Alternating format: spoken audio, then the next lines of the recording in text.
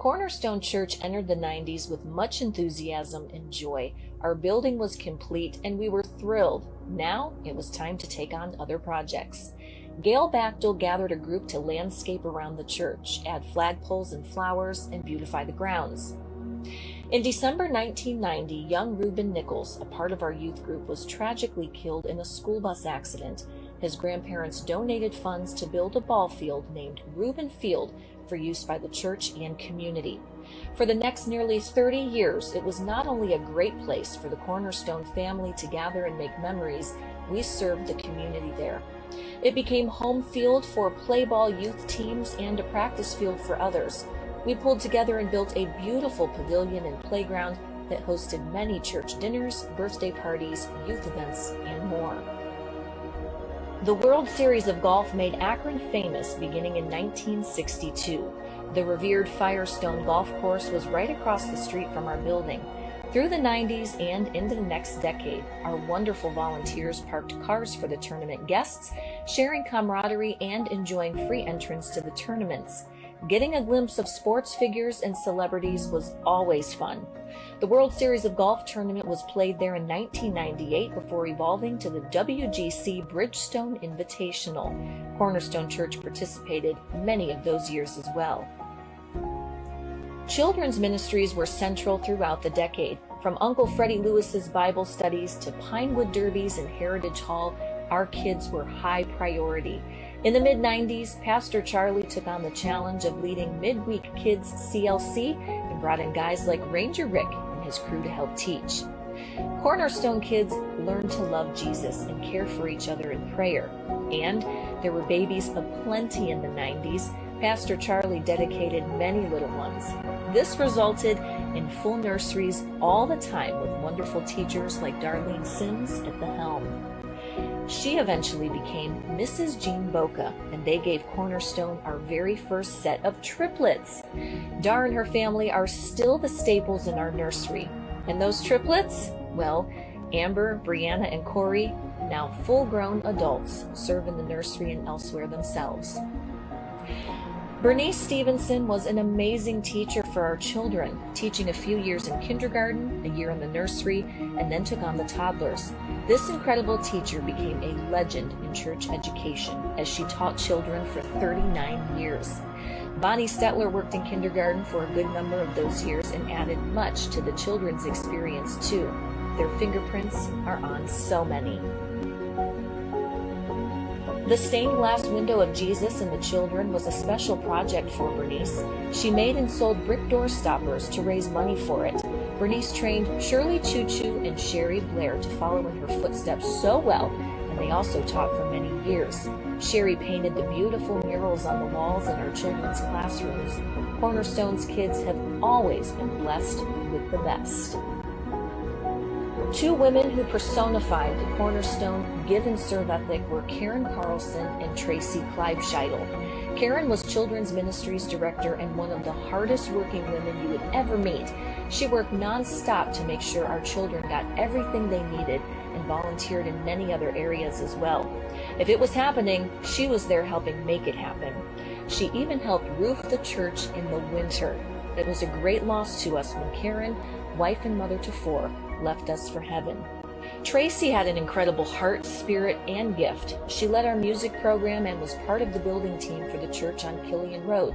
She was responsible for almost 30 members of her family eventually being part of the Cornerstone family and accepting Jesus. Her faith grew and made an incredible impact following a cancer diagnosis. Tracy and her husband Denny ministered together, singing and sharing about Jesus as she valiantly battled cancer for 8 years before she too went to heaven. Pastor Steve Neville came to Cornerstone to be youth pastor in the 90s. He was loved by all the teens and their families. He also was loved by one of his youth leaders. He married Cheryl Morgan, and they were a great team. He helped the teens have life-shaping experiences at camps and major youth events.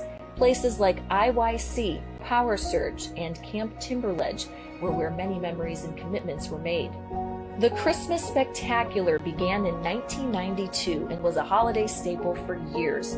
Joy to the World, Three Men and a Baby, Christmas Rewind were some favorite presentations.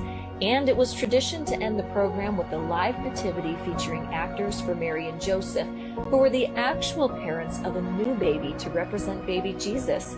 Don't Dwayne and Amy Cummings and their little one create a beautiful holy family?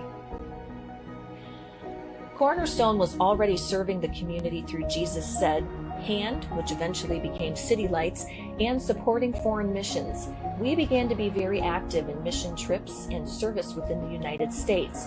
Project Knoxville was one of the first. A team headed to Tennessee for a few days and made a huge difference for a sister church in need. In the 1980s, we'd hosted the New York Times best-selling author John Maxwell and Ohio State two-time Heisman Trophy winner Archie Griffin as special guests. In the 90s, our favorite guest was Jacob D. Shazer, a former Doolittle Raider who was a prisoner of war of Japan for 48 months. His testimony of salvation while a prisoner and then his return to Japan as a missionary after the war was captivating. On one of his visits, there was a special display of World War II planes at Fulton Field, and the mayor of the city of Akron issued a proclamation naming it Jacob D. Shazer Day in the city. 1996 was a big year. Pastor Charlie and Pastor Brenda had been sharing responsibilities. She had started as secretary when there was no one else in 1978, and then held almost every job in the church until someone came along who could do it better. She had now been his associate pastor for more than a decade. We had so many wonderful people join us over this time.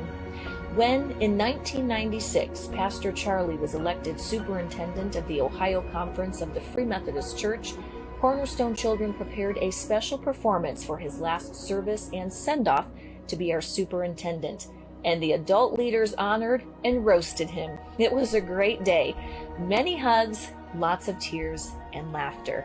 Pastor Charlie was an outstanding pastor and community leader, and at that time was the longest tenured pastor in the state. Eventually, in 2018, Cornerstone Church honored him with the title and position of Pastor Emeritus for his long and capable service. As Pastor Charlie departed, Pastor Brenda was appointed senior pastor of Cornerstone Church. She had been the first ordained woman in Ohio and was now the first senior or solo pastor in the state, one of very few in the denomination. It was another turn in the road for Cornerstone. Pastor Brenda was and remains a firm believer in lay leadership and bringing people up with a strong culture and DNA. In 1996, we formulated our vision, making a successful pass of a vital, relevant faith to new generations. Soon, everyone knew our mission, helping people find the Father, a family, and a fulfilling future. She recruited capable, devoted people as unpaid and part-time staff for expanded ministry. 2 young men were part of our church family who helped us see the need for a class to honor and care for people with special needs. Alice Taylor brought her son Jason every week, and Jan Lepley brought her son Jacob. The boys were the best of friends and soon endeared themselves to everyone. Carol Tolson began the Count Me In ministry, and it was one of the first in the area. Joni Erickson Tada even came for a conference at Cornerstone.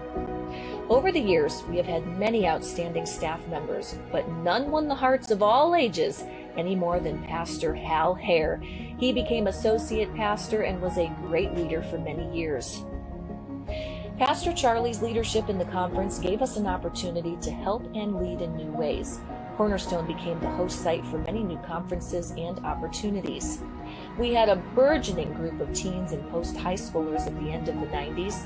Many activities began to serve them and give them opportunities to serve. An annual Talent No Talent Night was always well attended and wildly applauded. As we rolled towards the 2000s, the younger ones increasingly began to lead with outreaches like Sunday Night Live, giving great hope to those who had been praying, working, and investing.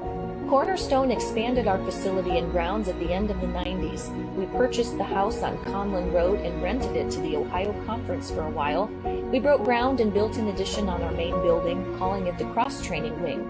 Cornerstone was becoming so well represented across generations that people of all ages shoveled dirt at the groundbreaking.